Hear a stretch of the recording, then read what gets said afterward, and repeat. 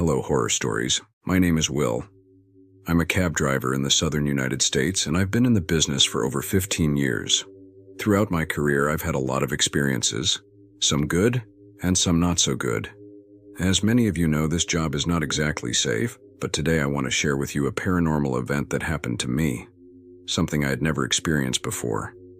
These experiences have made me believe in the supernatural, and that is why I follow these channels, to listen to other people's stories, especially those of my colleagues, and to feel a little bit accompanied in this strange world. A year ago, I was in downtown Albuquerque, driving around in my cab waiting for a customer.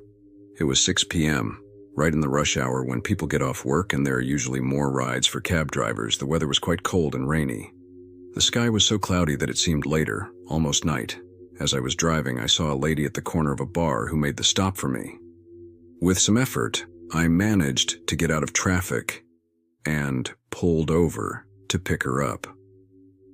As she approached to get into the cab, I noticed behind her came a little girl of about 4 or 5 years old. I had not seen her before because of her size and because the lady was covering her with her black coat. It caught my attention that the girl was not holding the lady's hand, but I said nothing and waited for both of them to get into the vehicle. The lady gave me the address of her house and we set off. She was wearing sunglasses, which I also found strange, considering that, as I mentioned before, the day was extremely cloudy. A few minutes into the drive, the lady suddenly started crying. I asked her if she was okay, but got no response. I decided not to insist, so I put on some soft music to see if she would calm down, and continued driving, aware that we still had a long way to go. The rain was pouring down, the thunder was rumbling, and lightning was lighting up the sky incessantly, intensifying the atmosphere. Suddenly, the lady commented that her daughter was very afraid of the rain, especially when it thundered. And that's why she always accompanied her on days like that, because she could feel her daughter's fear. I could only see the lady through the rearview mirror, since the little girl, being so small, was not visible from my position. However, I thought it was strange that I did not hear the girl cry or show any signs of fear during part of the ride. I didn't quite understand the lady's comment, but I told her that it was normal for children to be scared of thunder and storms, not to worry. She kept silent, sighing as if she had just cried. When we arrived at her home, I noticed that it was a small, old, and desolate house a few kilometers from downtown. As we parked, the lady picked up her things to get out of the cab, and suddenly she let out a small, rude remark, visibly annoyed. She said, "Young man, can you take me to the cemetery? I just realized I forgot my cell phone, damn it." Then she added, "Don't worry. I'll pay you whatever the meter says, and I'll tip you too." I replied that yes, I would gladly give her a ride. Although I was surprised that she came from a cemetery, since I had picked her up in a more central area. But that was none of my business, so I turned the car around and headed for the cemetery. The rain was still coming down heavily, with thunder and bad weather, so I had to hurry because she mentioned that the cemetery was closing in 45 minutes. However, I couldn't drive too fast because of the weather, so I knew we would be on time anyway. I asked the lady if she thought her phone would still be there, considering how sometimes people take what is not theirs. She replied confidently that she knew her phone was there, as it was locked up, and no one had access to where she had left it. Her answer seemed a bit strange to me, but I kept quiet and continued driving. As I reached the cemetery and opened the cab door, a blast of icy air flooded the interior, making me shiver. The woman got out in a hurry to get in before the doors closed, and as she ran, she just told me to wait for her, that she wouldn't be long. Instinctively, I turned back, thinking I had left the little girl alone in the site, which made me uneasy since she didn't even know me. But as I turned around, I was shocked. The back seat was completely empty. I stood there for a few seconds, trying to process what I was seeing. No one else but the woman had gotten out of the cab, and I didn't understand what the hell was going on at all.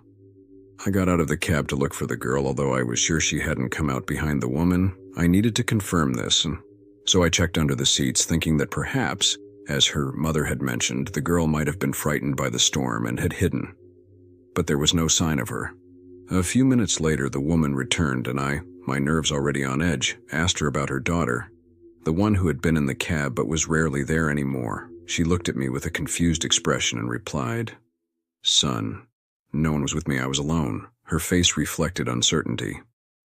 Not understanding at all, I persisted, explaining to her that I had clearly seen how a little girl, about 4 or 5 years old, with curls and dark hair, got into the cab with her when I picked her up in downtown Albuquerque. Her expression changed drastically, and for a moment it looked like her body was going to vanish. Suddenly, the woman began to cry inconsolably, repeating over and over that, if this was a joke, it wasn't funny at all. I, of course, assured her that it was no joke and that I would never do such a thing.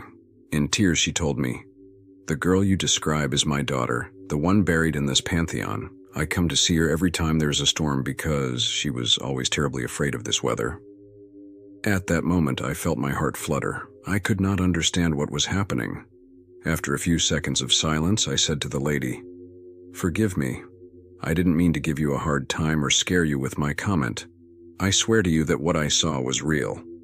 As she wiped away her tears, I offered her a handkerchief, and after she pulled herself together, she told me not to worry. She knew I was telling the truth, because she had no way of knowing her daughter's description. "She's still here with me," she repeated as she smiled, even though tears were still streaming down her cheeks. I didn't know what else to say to her. To this day, I am moved. But also at that moment, I was afraid. I'd seen a deceased child, and I could not understand why I had to live that experience and understand why that soul in pain did not rest in peace. I asked myself over and over again why I had been able to see the girl and her own mother had not. The trip home with the woman was endless.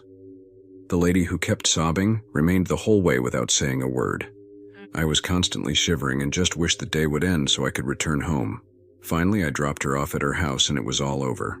With monumental effort, I started the cab again, trying to take my mind off the experience. The ride back to my house was a trip on automatic. Every streetlight, every curve, seemed to amplify my unease. When I finally arrived home, the rain had stopped, but the feeling of unease persisted. From what happened that night, the following days, I began to notice that the atmosphere in the cab had become different. I felt presences that were not there before and often experienced unexplained chills. And things became more intense and disturbing. Whispers could be heard in the silence and shadows in the reflection of the mirrors. The cab became a place charged with an unsettling energy that I cannot ignore to this day. I am left with this gloomy experience of that night, which I never imagined I would live and never will be able to forget. I have no idea why I was able to see that deceased girl. I can't find an explanation. I can't get used to it. I feel that a dark door has opened in my life, one that I may never be able to close. If you have enjoyed this story, we invite you to subscribe and activate the bell so you don't miss any others. Until next time.